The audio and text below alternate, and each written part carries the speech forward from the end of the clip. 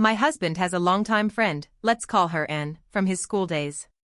She's actually a nice person, and I don't have any personal issue with her. The three of us used to hang out quite a bit.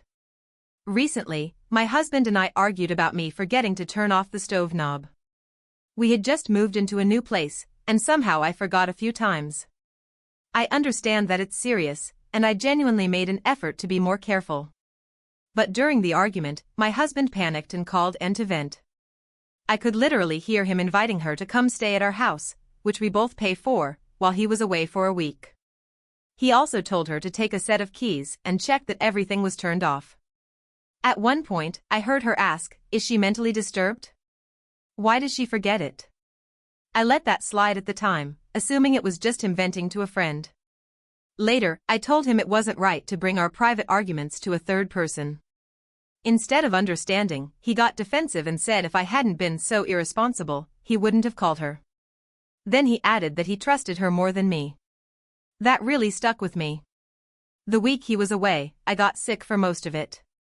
Despite that, he kept asking if I had invited Anne over and when I was going to hang out with her. I don't like conflict, so I said I'd reach out when I felt better. When I finally did, she canceled last minute.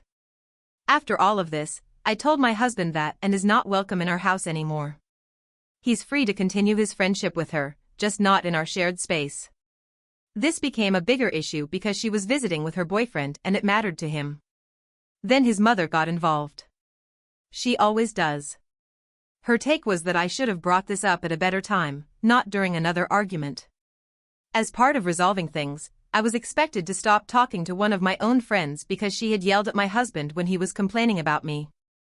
Apparently that was disrespectful, and I should have defended him, even though he was criticizing me.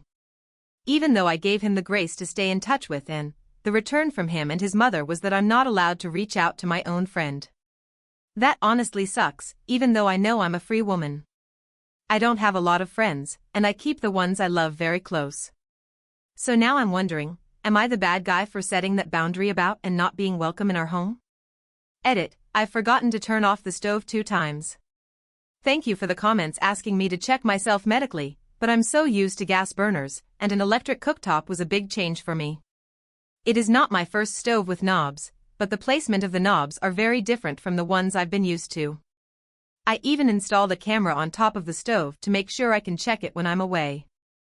I'm also aware my post said multiple times, my fault for not paying attention to words. English is not my first language. For those mentioning this is about something else, we have had a lot of constant issues about third parties being a part of our arguments. No amount of talking or drawing boundaries have helped. I am nobody to comment on who he vents to.